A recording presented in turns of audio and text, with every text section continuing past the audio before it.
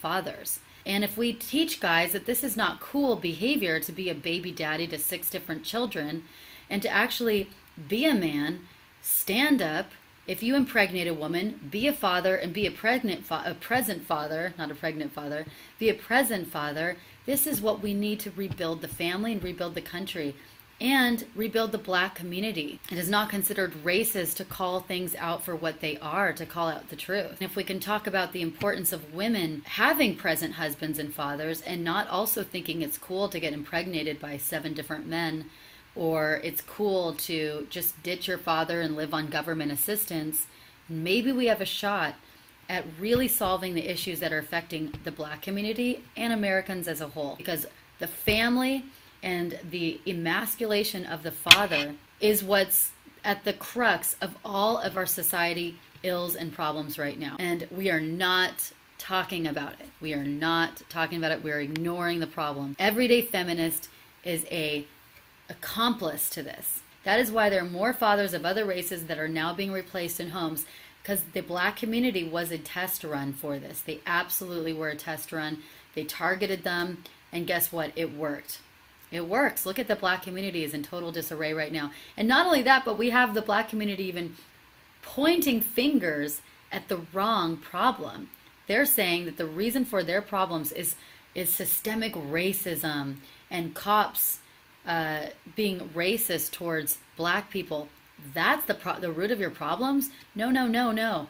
It's not. It's the family unit that is broken and the lack of fathers in your homes. Let me read you some stats from my book, Chapter 2, Feminism, Where It's Gotten Us. This is kind of sad. So between the mid-60s and the late 80s, the amount of parent-child interaction time declined by 43%.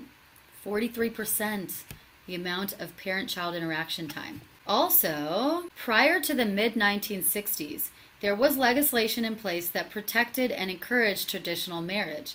Later, laws were changed, and now there are financial incentives for women to remain single or keep a child without a father.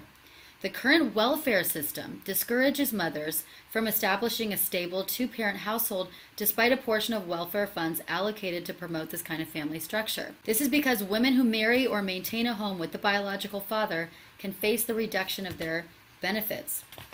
Welfare reduces the financial need for marriage. This is beginning of the war on poverty. So the war on poverty was really a war on, it was actually creating more poverty. It was masked. It was an experiment, like you said. Less educated mothers have increasingly become married to the welfare state and to the U.S. taxpayer rather than to the fathers of their children.